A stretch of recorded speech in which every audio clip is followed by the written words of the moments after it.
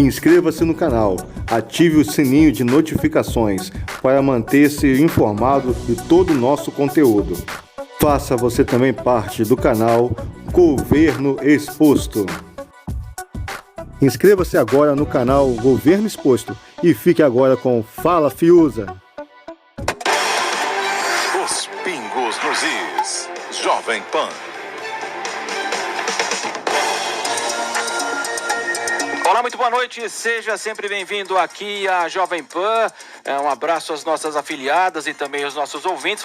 Você também pode nos acompanhar pelos nossos canais da internet. Baixe a Panflix, que é a TV de graça da Jovem Pan. O QR Code está na tela nesse momento. Muito boa noite, são 6 horas e 1 minuto agora.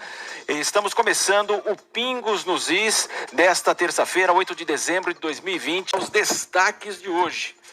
O ministro da Saúde, Eduardo Pazuello, bate boca com o governador de São Paulo, João Dória, em reunião sobre o plano de vacinação. O governador do Maranhão, Flávio Dino, do PCdoB, entra com ação no Supremo Tribunal Federal para que o Estado possa adquirir vacina sem o aval da Anvisa. E o Ministério da Educação determina a volta às aulas presenciais em universidades a partir de março de 2021. Isso e muito mais aqui nos Pingos dos Is de hoje, que só está começando. Muito bem, nesta terça-feira, o ministro da Saúde, Eduardo Pazuello, se reuniu com governadores no Palácio do Planalto para conversar sobre o plano de vacinação contra a Covid-19. E no encontro, Pazuello disse que a previsão é de que o imunizante desenvolvido pela Universidade de Oxford e pela farmacêutica AstraZeneca tenha o registro aprovado pela Anvisa no fim de fevereiro. E questionado sobre a situação da vacina chinesa, Coronavac, Pazuello destacou que, assim como a vacina de Oxford, o imunizante também está no fim da fase 3 dos testes e, na sequência, deve ser submetido à Anvisa. O ministro revelou que a análise pela agência deve levar cerca de 60 dias. E nesta segunda, o governador de São Paulo, João Dória, afirmou que a vacina chinesa começará a ser aplicada em 25 de janeiro no estado. Ontem, no programa Pânico, o presidente da Anvisa, Antônio Barra Torres, comentou o anúncio de Dória. Vamos acompanhar. O que ocorre agora é que estamos diante da atribuição de prazos. Temos visto isso, agora mesmo estávamos acompanhando na imprensa. Então, nós nos mantemos completamente à parte dessa questão de estabelecer prazos.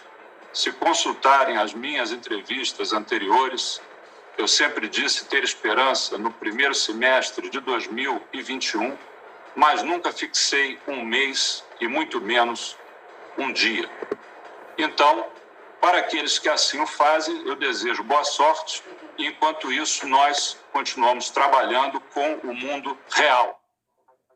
A reunião de mais cedo foi marcada pela tensão entre Dória e Pazuello. O governador de São Paulo teria acusado o Ministério da Saúde de politizar a vacina. Já Pazuello rebateu o tucano e afirmou que a Coronavac é do Instituto Butantan e não do governo de São Paulo. E ao ser questionado por Dória sobre a aquisição da Coronavac, ele teria dito que irá comprá-la se houver demanda. Clima de tensão, Fiuza.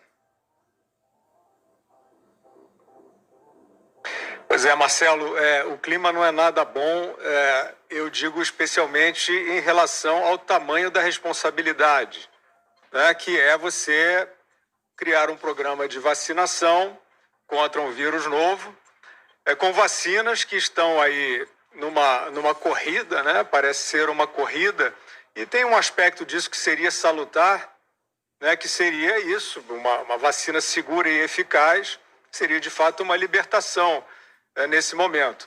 Mas o que a gente vê é que com essas autoridades que nós estamos trazendo aqui nesse bloco, nesse tema, né, o bate-boca lá entre o governador de São Paulo e o ministro da Saúde, a sociedade está a pé, Marcelo, com esse tipo de postura e, né, com esse tipo de conduta de autoridades. A sociedade está a pé, a sociedade, né, se ela tinha, né, se faltava algum motivo para ela estar insegura, está dado aí por essa conduta. Um dizendo que vai vacinar, outro dizendo que a vacina não é dele, é do Instituto e tal. Isso não é compostura.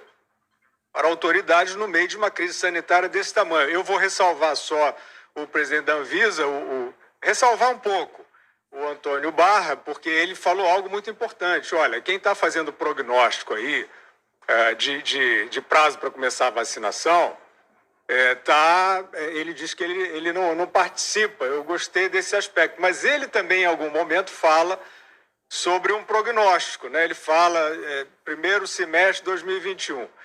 Olha, tudo isso, todos esses prognósticos, eles estão misturados com vontade, misturados com ansiedade, né, por uma solução para esse problema, e eles estão misturados com lobby, né? Estão misturados com lobby fortíssimo aí. Nós vimos aí durante a semana passada as notícias veiculadas pelo The Washington Post dos Estados Unidos sobre casos pregressos de propina paga pelo laboratório Sinovac, que é esse que está com o programa para desenvolvimento com o Butantan. Tem um histórico de propinas pagas comprovadas, né? A gente não sabe o que está acontecendo nesse momento, né?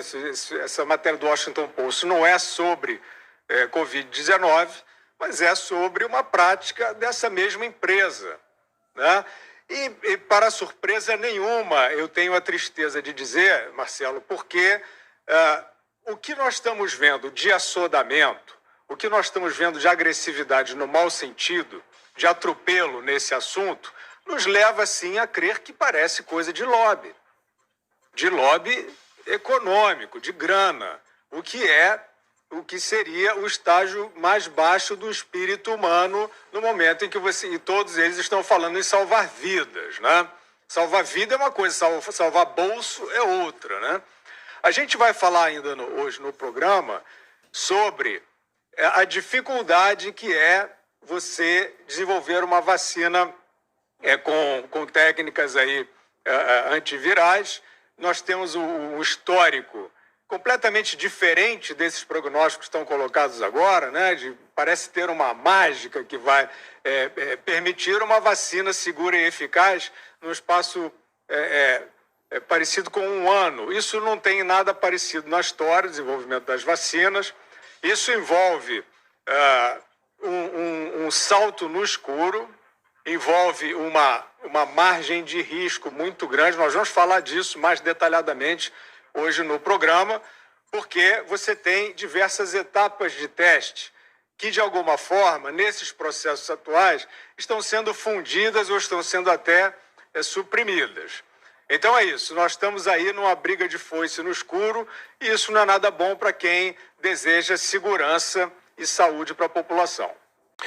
E como você falava, Augusto, o Reino Unido começou a vacinar sua população contra a Covid-19 com a vacina da farmacêutica norte-americana Pfizer e da empresa alemã Biotecnologia BioNTech. Uma idosa de 90 anos foi a primeira pessoa a receber a dose. O país europeu é o primeiro a iniciar campanha de vacinação com a vacina desenvolvida pela parceria das duas empresas.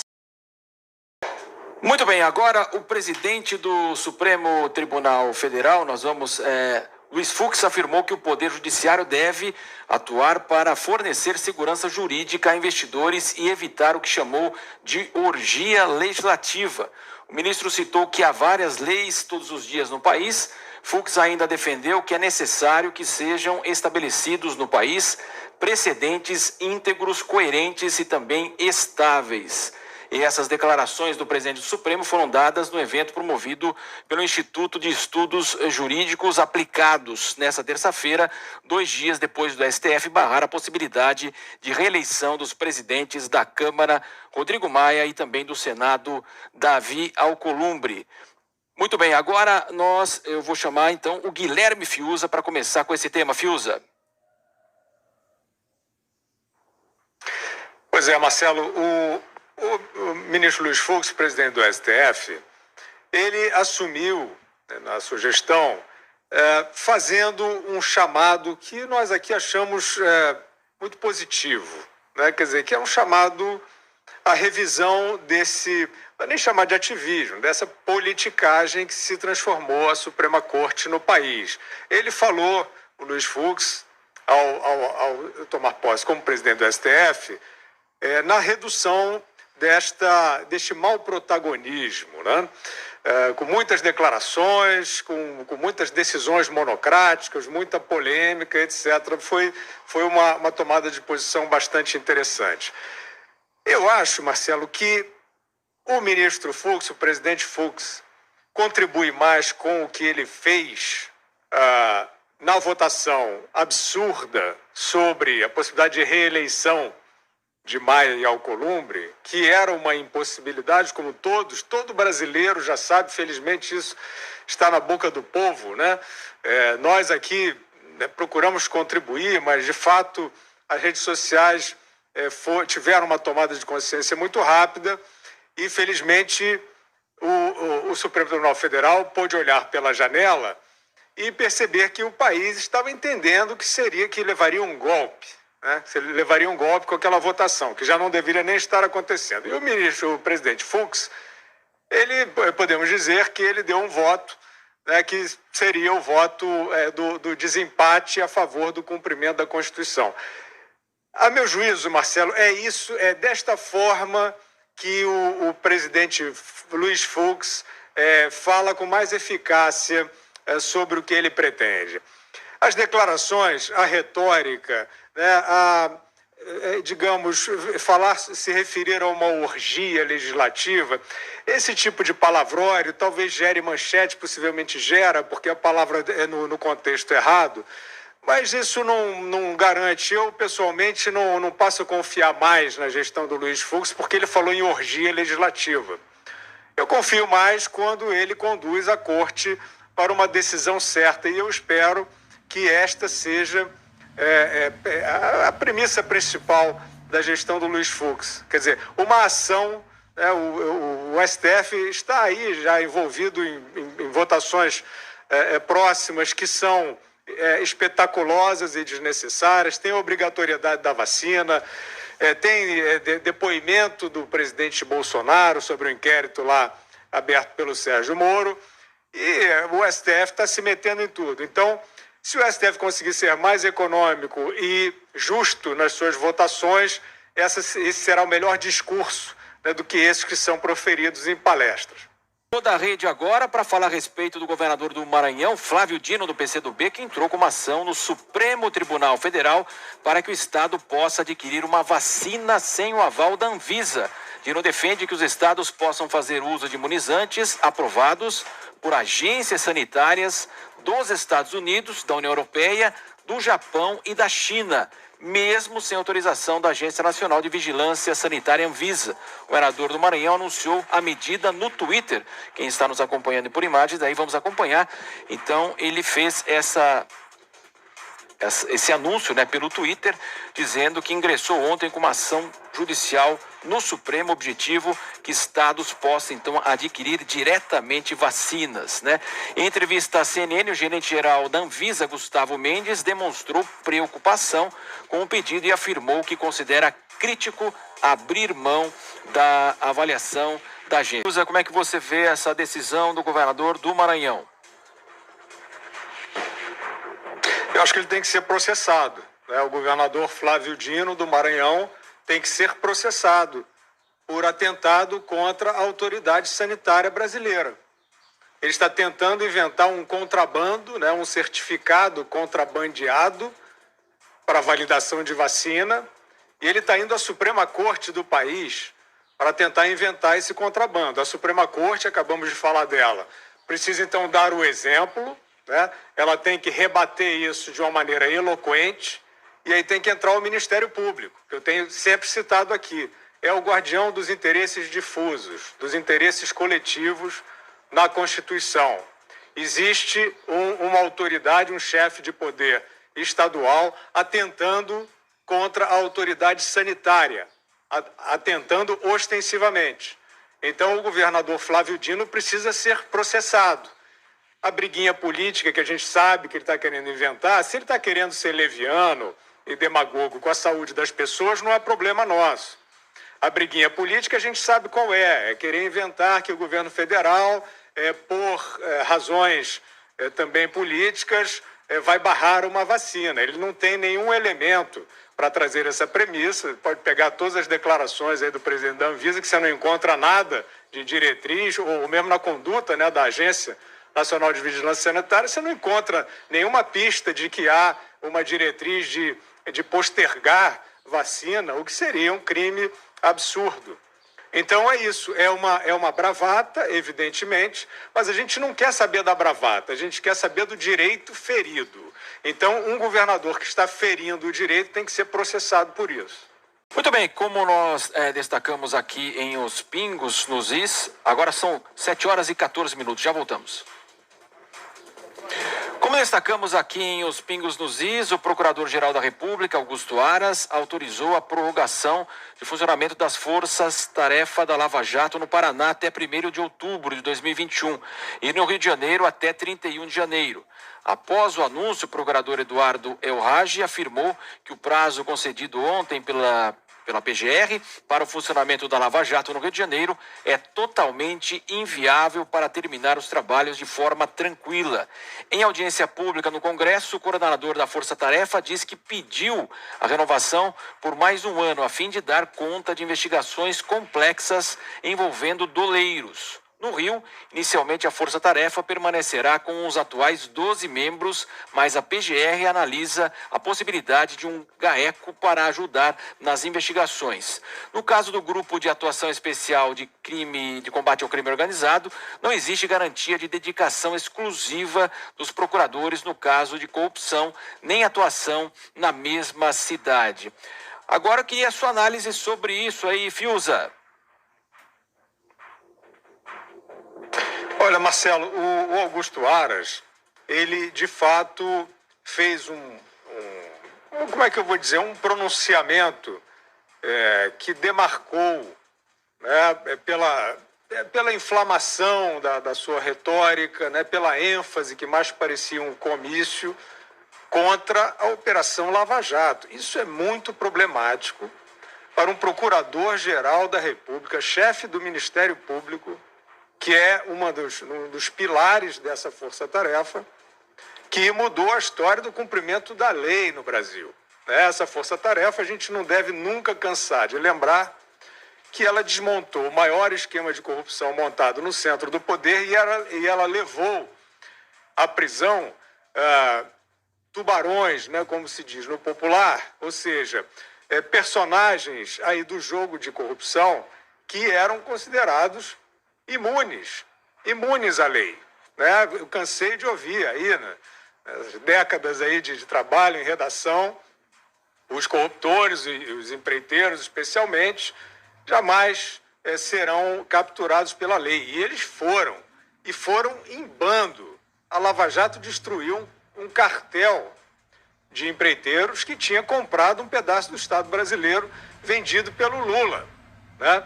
Uma privatização bandoleira do PT e do Lula. Então, isso é a Lava Jato e esta é a instituição que é imortal. É imortal. Não adianta uma caneta do Aras. Não adianta ele dizer, eu dou mais 6 meses para vocês trabalharem.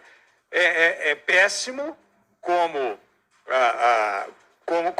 arcabouço institucional, porque a Força-Tarefa precisa de um desenho institucional para funcionar, mas se o Augusto Aras confirmar que ele não gosta dessa operação depuradora, isso não é um juízo conclusivo, mas isso é uma impressão forte que ele mesmo tem transmitido nas afirmações dele. E naquela live que nós falamos aqui exaustivamente nos Pingos nos Is, ele quase que subiu num caixote ali para falar de lavajatismo, para falar de uma operação que serve para chantagem. Então ali ele rasgou toda a sua fantasia.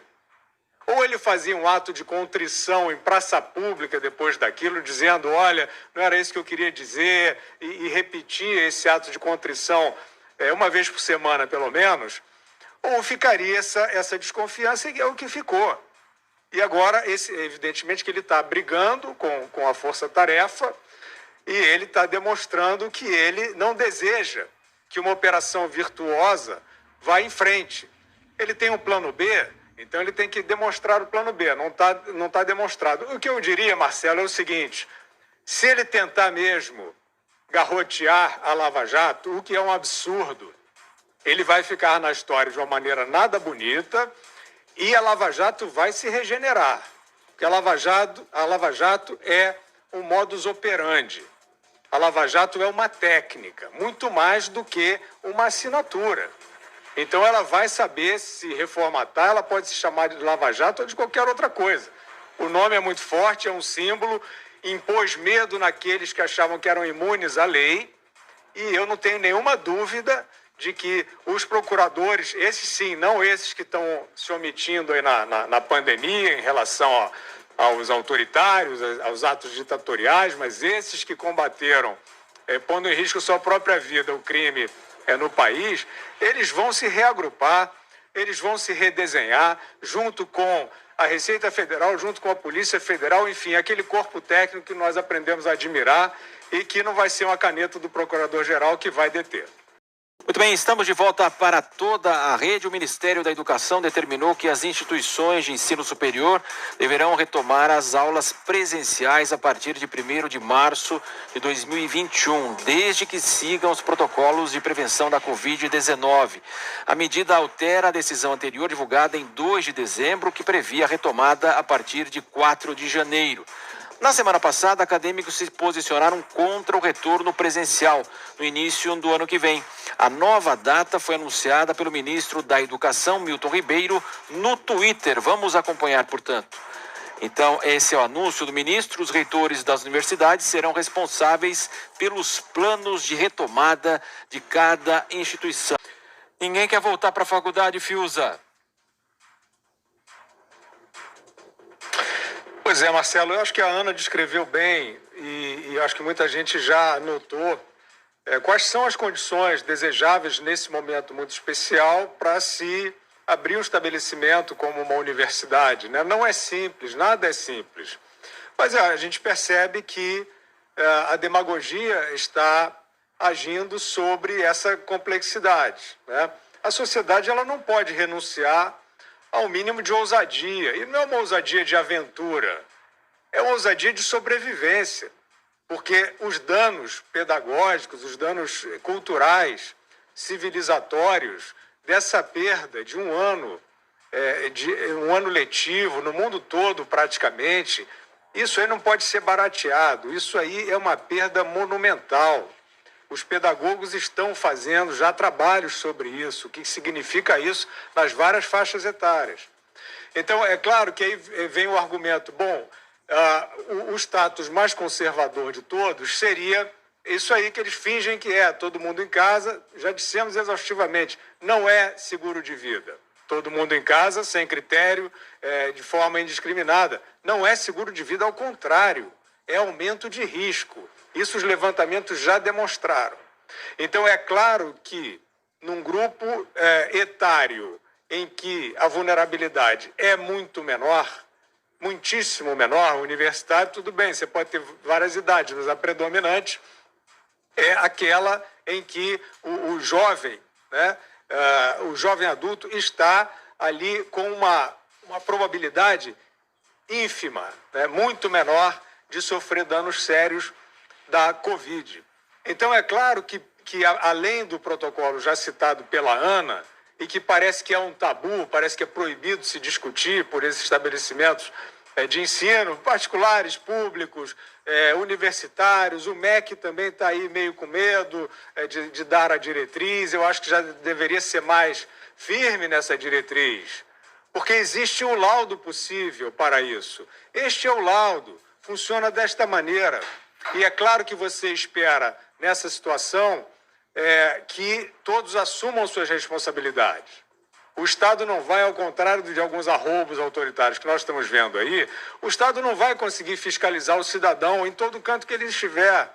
Só que é mais fácil, ou é menos difícil, o universitário, por exemplo, que vai cursar com todos esses cuidados, depois ele ter uma conduta de preservação em relação, por exemplo, a um familiar mais velho, ou com uma comorbidade, ou com uma vulnerabilidade. É ou não é possível? ou não é possível essa tomada de consciência e assumir esse tipo de responsabilidade? Parece que a gente está falando grego, porque o assunto em relação a escolas e universidades sempre enguiça aí. Já cometeram, inclusive, esse crime moral, cultural, de passar a mensagem para as crianças que elas serão os assassinos indiretos dos seus avós. Isso é uma coisa hedionda, né? É uma coisa inominável. Então, a gente está nessa situação. A sociedade, o governo, o MEC, a comunidade acadêmica, a comunidade de pais e de alunos precisa tomar essa atitude em conjunto. É possível, o protocolo conhecido, os laudos possíveis até esse momento mostram que não é uma insanidade, não é um genocídio ter aula ao vivo. Tem que ter aula ao vivo com todos os cuidados e tocar a vida adiante, porque o prejuízo só faz crescer. O desembargador Ney Belo, do TRF1, negou recurso do Ministério Público Federal e manteve Ricardo Salles no cargo de ministro do Meio Ambiente. Salles é acusado pela Procuradoria de cometer desestruturação dolosa e esvaziamento de políticas ambientais para favorecer interesses que não têm qualquer relação com a finalidade da pasta.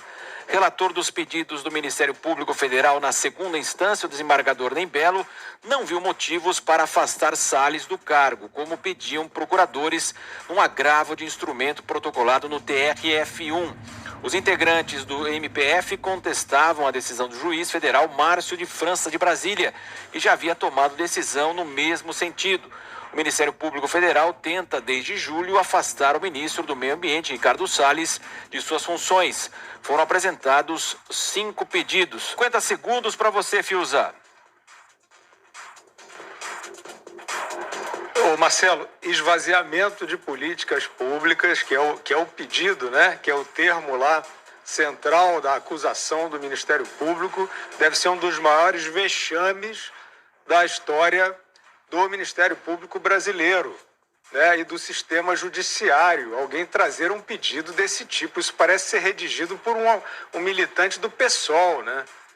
Então o ministro cometeu esvaziamento de políticas públicas. Mostrem isso, é claro que eles não mostram, é claro que isso é um panfleto, e é claro que esses procuradores estão tentando fazer uma pequena política, que não é para isso que eles são pagos, e eu volto a dizer, o Ministério Público está se omitindo em relação a toque de recolher, em relação à lei seca, em relação a uma série de atos ditatoriais de autoridades que deveriam estar sendo contrastados pelo Ministério Público, não esse tipo de bravata aí que a gente está vendo.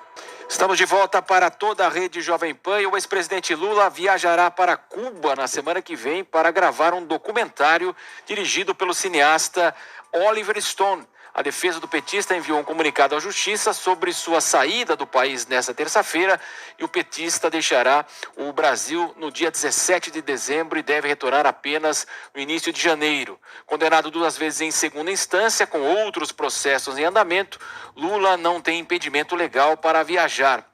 A comunicação à Justiça, no entanto, é praxe para quem está na condição de réu. O longa-metragem será sobre crises democráticas na América Latina e terá Lula como personagem central. Nascido em 4 de julho, Platum, Oliver Stone vai fazer agora a vida da América Latina. Curioso também com o resultado dessa obra, Fiuza? Existe um gênero no cinema chamado terrir, né, que é a comédia de terror. Isso aí é um filme, é um cinema terrir, né? Só que nem dá, né, Marcelo, para rir nesse caso, porque o Lula a gente sabe o que é. É o maior ladrão do país, condenado a mais de 20 anos por corrupção passiva e lavagem de dinheiro, fez muito mal, levou o povo à maior recessão da sua história. Agora, um artista de renome internacional fazer lavagem de reputação, que é disso que se trata. Por que o Lula não está definitivamente proscrito depois de todo o mal que fez? Porque ele recebe esse tipo de lavagem de reputação. Oliver Stone é um diretor importante do cinema americano. E aí a gente lembra que Hollywood, né, recebeu de braços abertos o primeiro documentário brasileiro a concorrer ao Oscar, que foi também um panfleto a favor do Lula, escrito, filmado, por uma herdeira da Andrade Gutierrez, que era uma empreiteira implicada na Operação Lava Jato. É outro terrir que não dá para rir, né? Então, o meu ressentimento maior aí é em relação à arte, porque são artistas que têm talento. Isso é que eu acho que é a maior covardia, não só com as pessoas que sofreram na mão do Lula, né? Isso tem que ser, essa responsabilidade tem que ser cobrada de gente como o Oliver Stone, como porque isso é um desserviço à arte, né? Quando a gente vê instintos revanchistas aí contra artistas, isso é um péssimo caminho, né? Sem arte é a escuridão, mas os artistas precisam ter juízo, e eu não estou generalizando, mas vários deles usam a sua quase imunidade, né? A sua riqueza, o seu charme, a sua influência para brincar com um suposto heroísmo terceiro-mundista que é falso, que é mentira, e a gente tem só que repudiar. Agora